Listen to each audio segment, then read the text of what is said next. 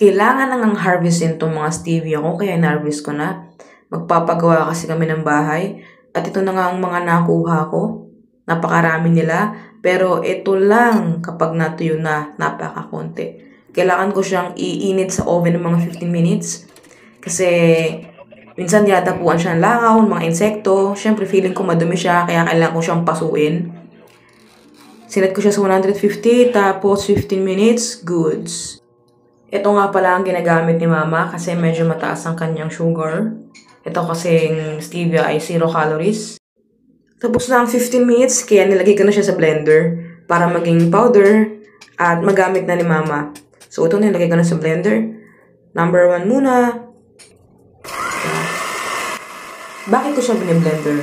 Kasi para maging powderized at ilalagay namin siya sa tea bag at yun ang ilalagay ni Mama sa kape.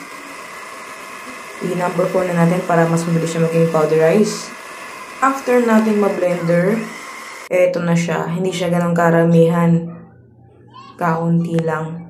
Pero nakakatulong na rin siya kasi konting-konting dahon lang. Sobrang tamis na siya sa kape. So, pangmatagalan na rin to. Ito na yung ginagamit ni Mama sa mga kape niya kapag nagiinom siya ng kape. Hindi talaga maiwasan ng kape, kaya kailangan siyang gawan ng stevia. Bye-bye!